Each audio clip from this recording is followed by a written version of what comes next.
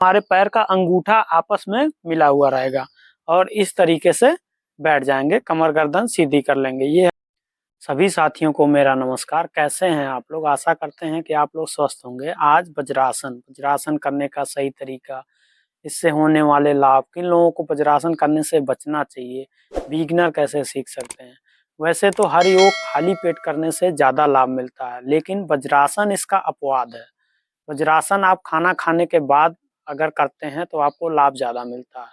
भोजन करने के बाद अगर आप 5 से 10 मिनट प्रतिदिन वज्रासन करते हैं तो आपकी पाचन से जुड़ी हुई हर बीमारी, पेट से जुड़ी हुई हर समस्या धीरे धीरे अपने आप खत्म होने लगती है।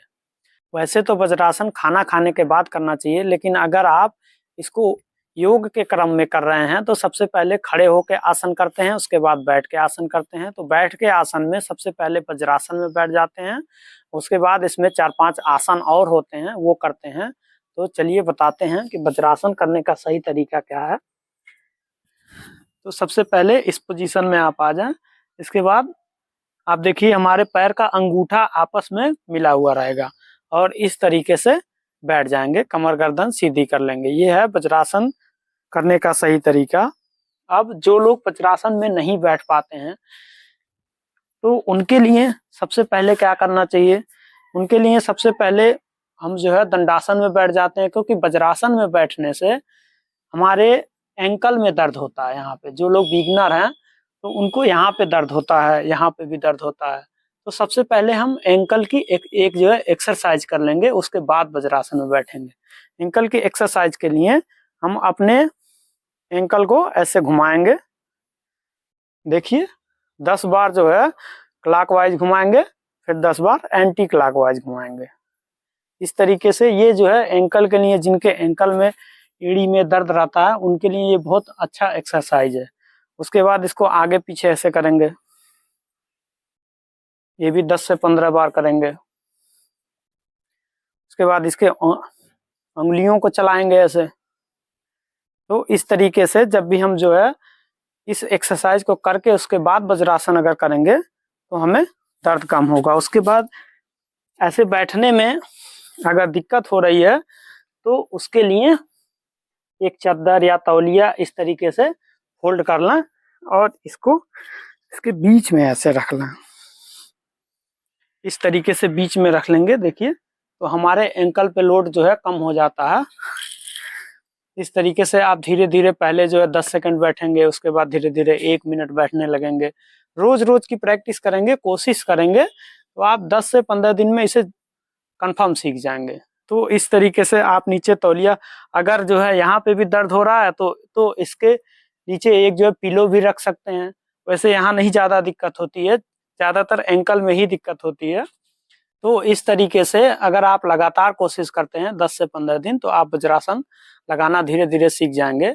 उसके बाद किन लोगों को वज्रासन नहीं करना चाहिए? तो जिनके जोड़ों में दर्द रहता है, जिनके ज्वाइंट में दर्द रहता है, घुटने में दर्द रहता है, तो वो लोग वज्रासन में ना बैठें। अगर बैठते हैं तो डॉक्टर की सलाह से ही बैठते हैं। वज्रासन में बैठने के बाद फिर आप जो है मंडूक आसन, सुप्त वज्रासन, बाल आसन, उष्ट आसन, ये सारे आसन आप वज्रासन में ही बैठ के किया जाता है। इसीलिए आपको सबसे पहले वज्रासन सीखना होगा, उसके बाद ये सारे आसन आप धीरे धीरे सीख जाएंगे।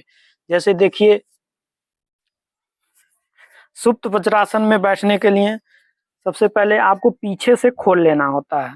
इसके बाद ऐसे इसके बीच में सेट करके बैठ जाएं और धीरे धीरे इस तरीके से अपने हाथों को जंघा पे रख लेंगे। यह है सुप्त वज्रासन।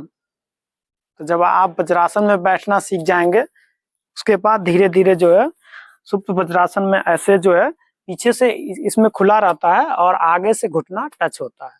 तो इस तरीके से आप सुप्त वज्रासन भी सीख सकते हैं। वज्रासन में बैठने से देखिए, अभी